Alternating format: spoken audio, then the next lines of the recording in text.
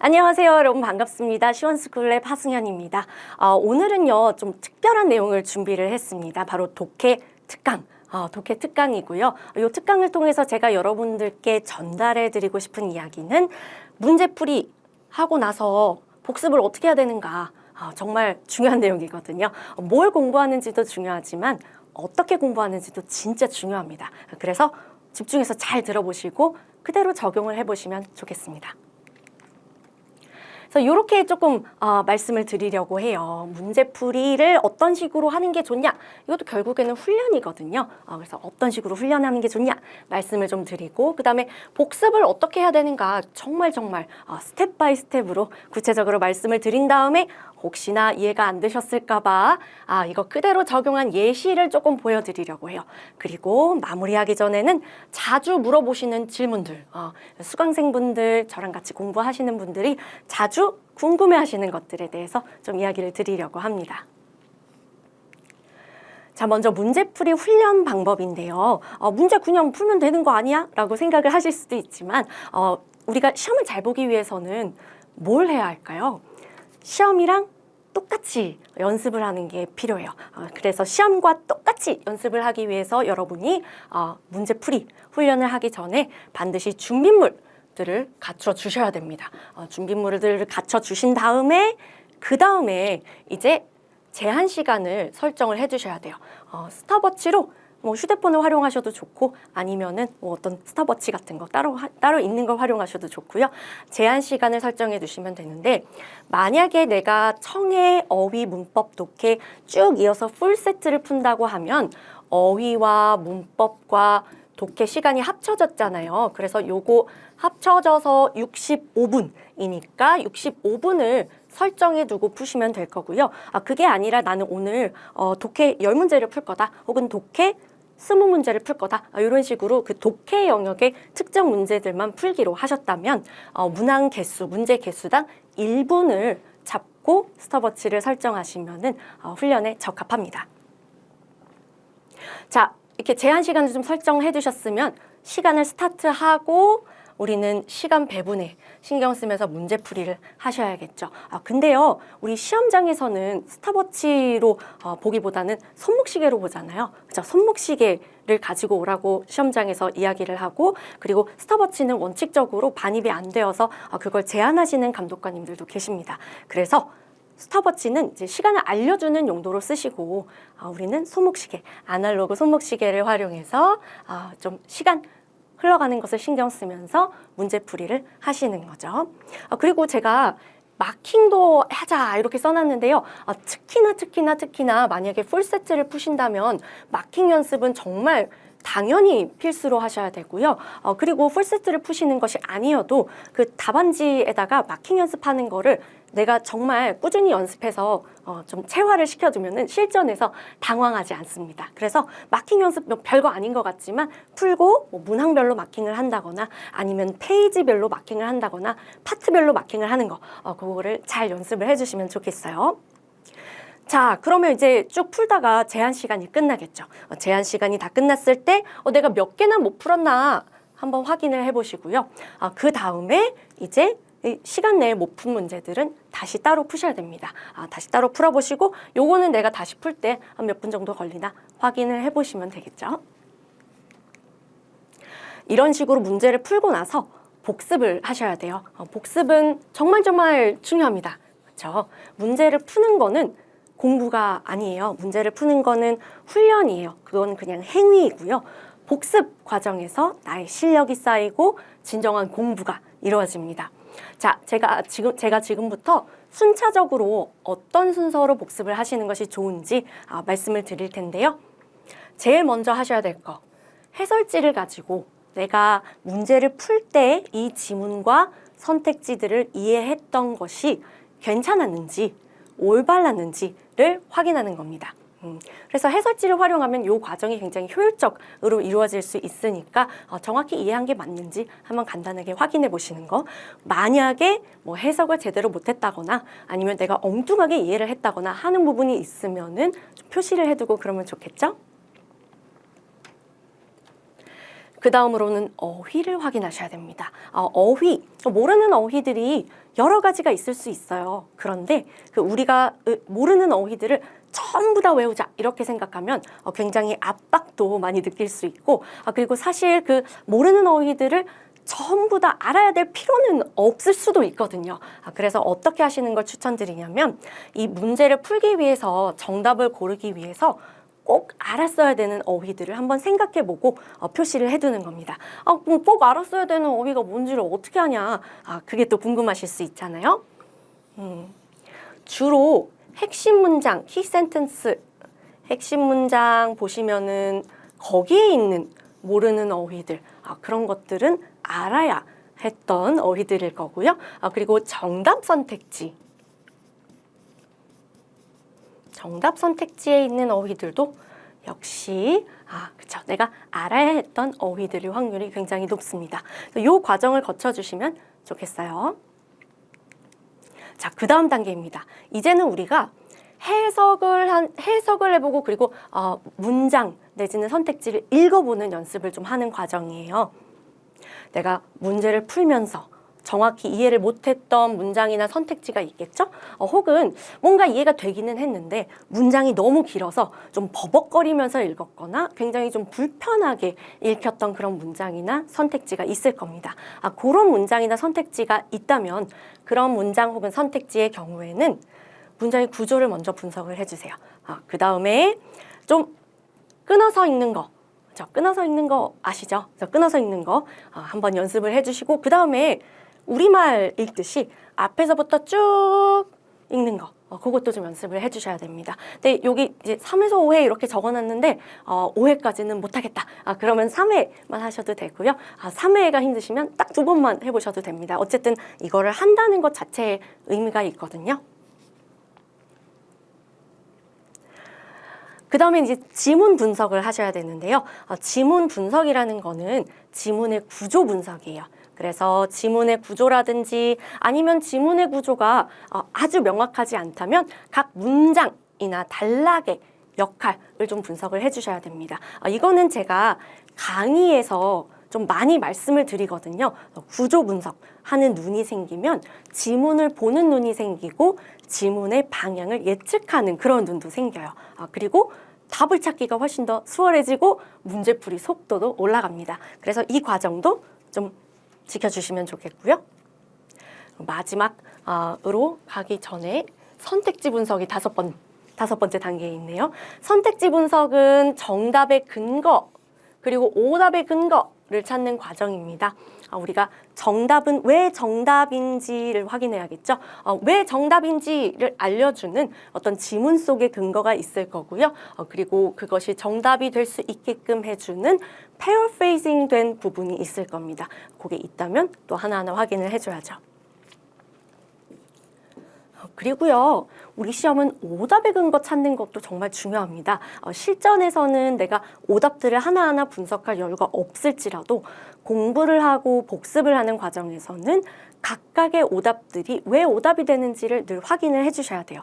이 과정을 거쳐야 내가 출제자의 눈이랑 비슷한 눈을 갖게 되거든요. 그래서 정답의 근거뿐만 아니라 오답의 근거도 신경 써서 잡아주셔야 됩니다. 네, 6번이 마지막입니다. 틀린 이유, 헷갈렸던 이유, 요거를 좀 분석해보자 라고 써두었습니다. 내가 틀린 문제라든지 아니면은 뭐 맞히긴 했는데 찍어서 우연히 맞췄다든지 맞히긴 했는데 조금 헷갈려서 헷갈렸지만 뭐 결국에는 어떻게 좀 맞췄다든지 그런 문제들이 있을 겁니다. 그래서 정확한 과정을 거쳐서 맞힌 문제가 아니면은 그러면은 그 문제들을 푸는 과정에서 왜 내가 틀렸는지 혹은 왜 내가 헷갈렸는지 그 이유에 대해서 한번 생각해보고 그걸 좀 구체적으로 언어화해서 적어두는 거를 해보시는 게 좋아요. 왜 이 과정을 거치셔야 하냐면요. 요걸 거쳐야 내가 지금 나의 상태를 알 수가 있어요. 그리고 앞으로 문제를 풀 때 어떤 식으로 해야 내가 과거에 했던 그런 실수를 반복하지 않는지를 또 알 수가 있거든요. 그래서 이유 분석, 이거 별거 아닌 것 같고 처음에 하시라 그러면 조금 어려워하시는 분들도 계시거든요. 근데 이따가 예시를 통해서 어떤 식으로 하시면 되는지를 보여드리겠습니다. 정말 중요한 과정입니다. 자, 그래서 이렇게 쭉 제가 복습 순서를 그냥 말로 좀 설명을 드렸는데요. 이거를 한번 적용해 보는 거를 말씀을 드릴 거고요.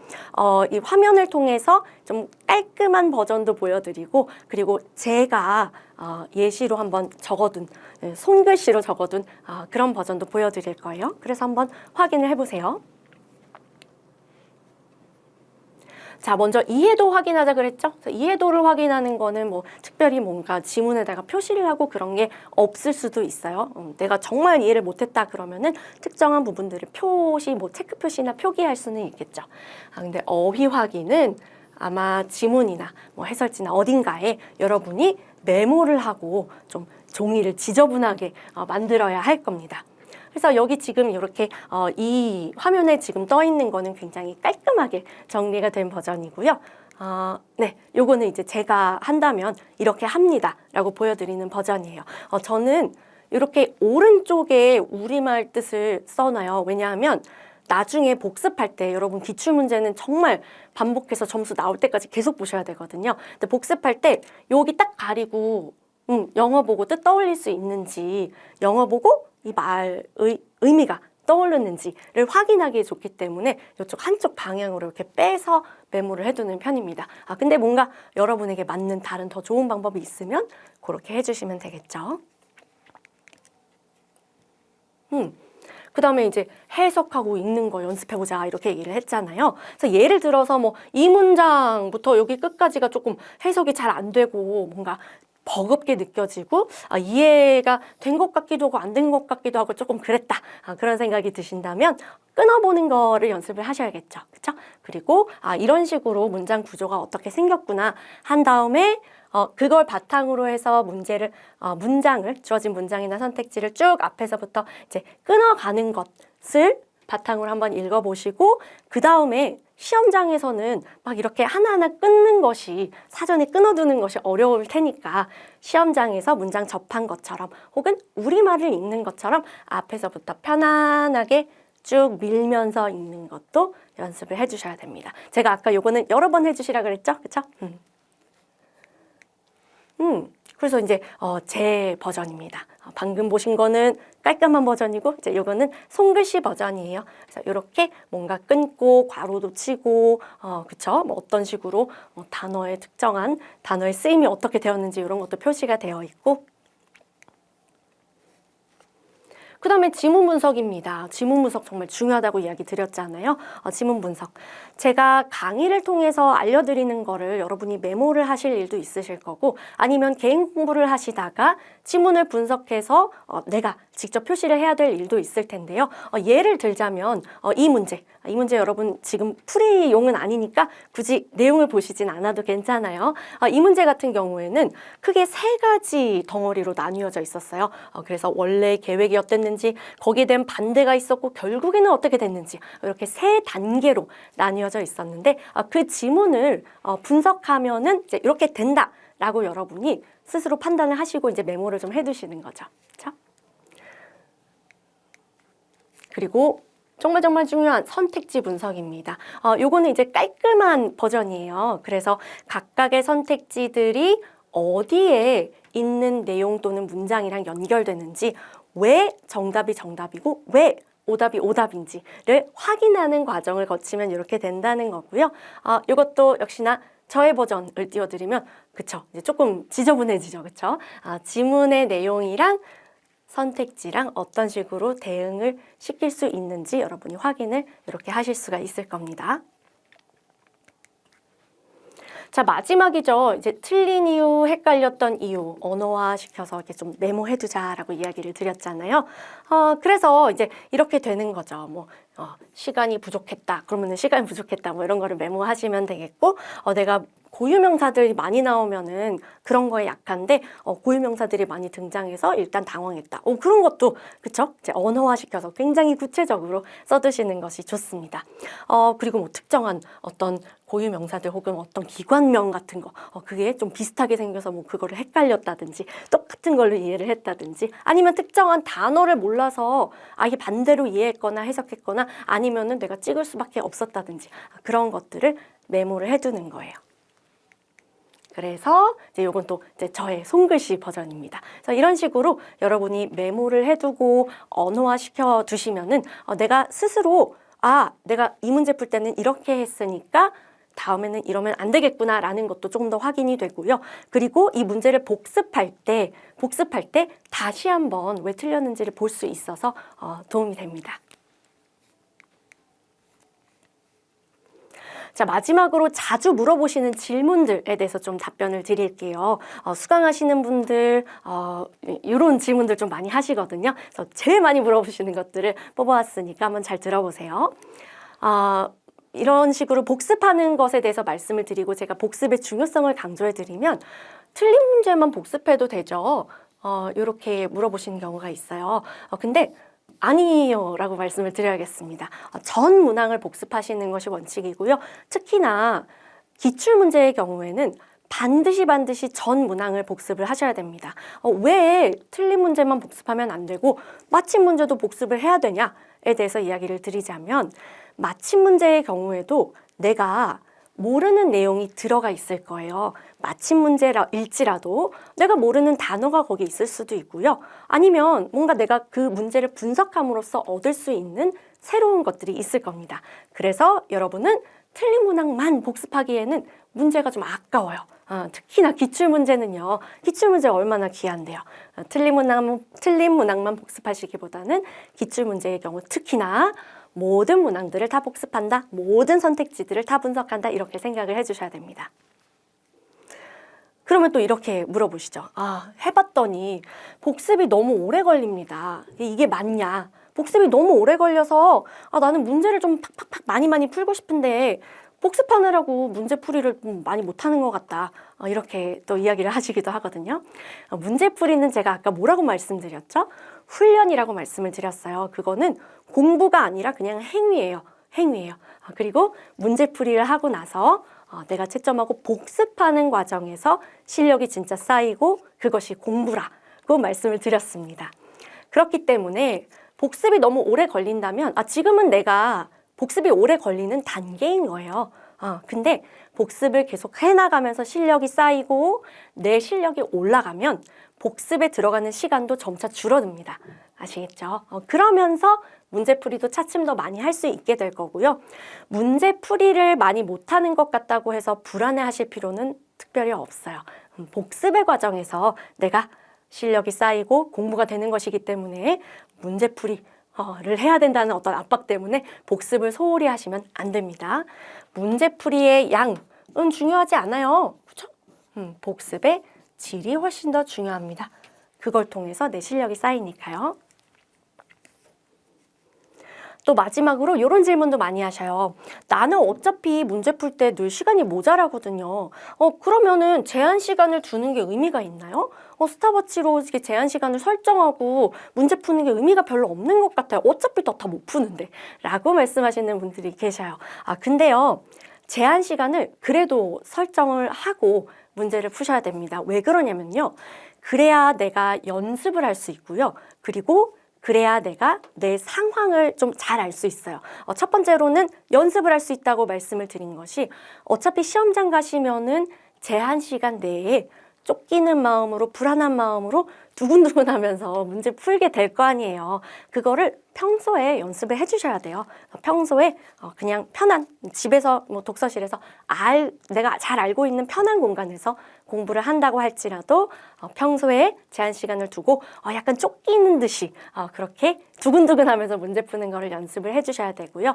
그리고 두 번째, 제가 상황 파악이 된다, 나의 상황을 안다라는 이야기를 드렸는데 내가 계속해서 제한 시간을 두고 문제를 풀다 보면 점차 내 실력이 어떻게 나아지는지를 확인할 수 있어요. 그래서 원래는 내가 요 시간만큼의 문제를 이렇게 풀면은 한 4-5문제 못 풀었었는데 지금은 이제 보니까 꾸준히 실력이 쌓인 결과 한 2문제 정도 못 푸는 것 같다. 그러면은 내 실력에 대해서 내가 알게 되는 거잖아요. 그렇죠? 그럼으로써 동기부여도 되고 또 나 자신에 대해서 잘 알아야 공부가 효율적이고 효과적인 방향으로 이루어질 수 있습니다. 그렇죠? 그래서 반드시 제한 시간을 두고 문제 푸는 것을 연습을 해주셔야 됩니다. 자, 오늘은 이렇게 방법론에 대한 이야기를 좀 해보았습니다. 그래서 여러분이 들어보시고 좀 적용을 한번 해보시면 좋겠어요. 그래서 적용해서 좋은 결과 얻으신 분들 진짜 많거든요. 적용 잘 해보셔서 실력을 잘 쌓으시고 여러분이 목표로 하시는 점수에 잘 도달하시기를 진심으로 기원을 하겠습니다. 저랑은 강의에서 만나도록 할게요. 고생하셨습니다.